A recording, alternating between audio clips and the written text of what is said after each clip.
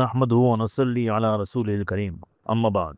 আলহামদুলিল্লাহ, বর্তমানকালে বাংলা ভাষায় প্রচুর বইপত্র লেখা হচ্ছে। নতুন নতুন লেখক কলম ধরছে। প্রচুর বই ছাপা হচ্ছে, মানুষের কাছে পৌঁছছে। এটা খুব ভালো লক্ষণ। এখন ইচ্ছা করলেই যেকোনো বিষয়ে বই সংগ্রহ করা যায়। তবে যারা লিখছে তাদের নিজ লেখার প্রতি আরো বেশি যত্নশীল হওয়া দরকার। আমি মূলত যা বলতে চাচ্ছি তা হলো, কোনো লেখাই সম্পাদনা ছাড়া প্রকাশ করা উচিত না। আমি তো নবীন পুরাতন সকল লেখকের জন্য জরুরি মনে করি যে তার লেখা অন্য কাউকে দেখানো ছাড়া কিছুতেই ছাপাবে না। একজন লেখক যত বড় লেখক হোক, তার ভুল হতেই পারে, ভুল হওয়াটা খুবই স্বাভাবিক। বিশেষত যার নিজের প্রতি মাত্রাতিরিক্ত আস্থা, তার ভুল আরো বেশি হয়। অতি আস্থা ভালো না। তাই সব লেখকের উচিত ছাপানোর আগে নিজ লেখা অন্য কাউকে দিয়ে দেখানো। তাইলে ইনশাল্লাহ ভুল চুক কমে আসবে। অনেক লেখা হচ্ছে, কিন্তু অধিকাংশ লেখার মধ্যেই ভুল চুক ভরা। আমি কেবল বানান মুদ্রণ ভুল এর কথা বলছি না, বরং কথাটাই ভুল, বিষয়বস্তুরা ভুল, চিন্তাটা ভুল। তাই যদি অন্য কেউ দেখে, অন্য কাউকে দিয়ে দেখানো হয়, তবে ওই ভুলটা ধরা পড়বে। অনেক সময় নিজের ভুল নিজের কাছে ধরা পড়ে না, অন্যের চোখে পড়ে। আমি নিজের লেখার বেলায় অনেক দেখেছি এটা। আমার লেখার কি মানের তা সত্য, লেখা তো কিছু হচ্ছে, ছাপানো হচ্ছে, মানুষ পড়ছে। কিন্তু আমি দেখেছি যখনই আমার লেখা অন্য কারো হাতে গেছে, অন্য কেউ পড়েছে, তখন তার নজরে কিছু না কিছু ভুল ধরা পড়েছে। এই জন্য আলহামদুলিল্লাহ আলহামদুলিল্লাহ আমার প্রায় লেখাই ছাপানোর আগে অন্যকে দিয়ে দেখানো হয়ে থাকে। আল কাউসারে আমার যত লেখা আছে তার প্রত্যেকটাই, প্রায় সবটাই হযরত মাওলানা, আমাদের সারে তাজ হযরত মাওলানা আব্দুল মালিক সাহেবের নজরে সানি হয়ে এসেছে। তার কাছে আমার অনুরোধ ছিল যে আল কাউসারে যেন আমার কোনো লেখাই তার নজরে সানি ছাড়া ছাপানো না হয়। তৌজিহুল কোরআন তো বহুবার অন্যদেরকে দিয়ে দেখানো হয়েছে। এমনি আবার রিয়াজুস সলিহিন যে ছাপা হচ্ছে, রিয়াজুস সলিহিনের তর্জমা ব্যাখ্যা, তাও আলহামদুলিল্লাহ মাকতুবুল আশরাফে একজন সম্পাদক আছেন, সুযোগ্য আলেম। তিনি মনোযোগ সহকারেই দেখে থাকেন, তারপরেই ছাপানো হয়। তো সকলের উচিত নিজ লেখা অন্য কাউকে দিয়ে সম্পাদনা করানো। হ্যাঁ, একথা সঠিক যে যোগ্য সম্পাদকের অভাব আছে। আবার যারা যোগ্য তাদের সময়ের অভাব, তারা সময় দিতে চায় না।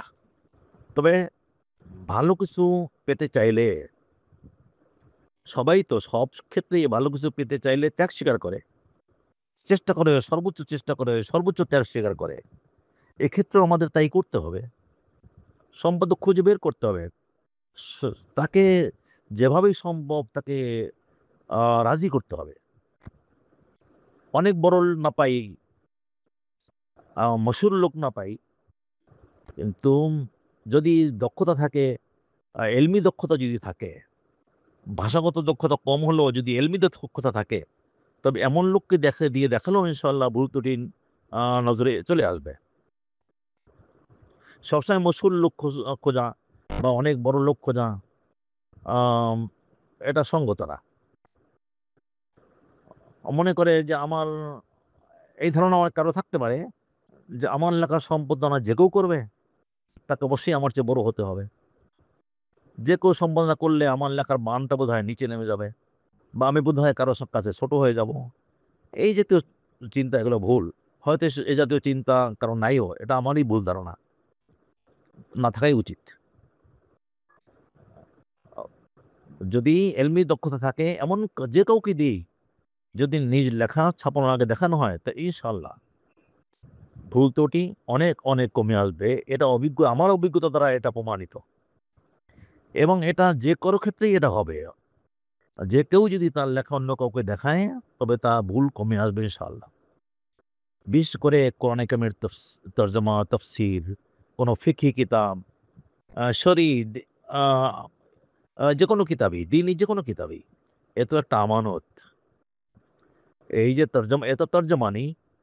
কোরআনে কারিমের তর্জমা তাফসীর হোক, হাদিসের হোক, কিংবা যেকোনো দ্বীনি পুস্তক হোক, এ তো আল্লাহ তাআলার পক্ষ থেকে তর্জমানি। কাজেই এটা বিশুদ্ধ হওয়া খুবই জরুরি। তা না হলে খেয়ানত হবে। খেয়ানত হবে, নিশ্চয়ই খেয়ানত হবে। এইজন্য আল্লাহ তাআলার কাছে জবাবদিহি করতে হবে। সেই জবাবদিহি থেকে বাঁচা খুবই জরুরি। ভুল চুক হলে মানুষ তো ভুল শিখবে, ভুল গ্রহণ করবে। আমি মানুষকে বই পুস্তক লিখে কিতাব লিখে মানুষের কাছে দিনে দাওয়াত পৌঁছাচ্ছি, যদি ভুলচুক হয় তারা মানুষের কাছে ভুলটা পৌঁছালাম, তে মানুষ যদি ভুল শেখে তাহলে সে বিভ্রান্তির শিকার হবে, এই জন্য তো আমি দায়ী থাকবো। এই জন্যে এলমি দিনই আমানত মনে করে যারা বই পুস্তক লিখছেন, দিনী বিষয়ে যারা কলম ধরছেন, তাদের কাছে আমার অনুরোধ যে তারা যেন অবশ্যই অবশ্যই নিজ নিজ লেখা ছাপানোর আগে কোনো দক্ষ যোগ্য আলেমকে দিয়ে নজরসানি সম্পাদনা করিয়ে নেয়। আল্লাহ তাআলা তৌফিক দান করুন, কবুল করুন।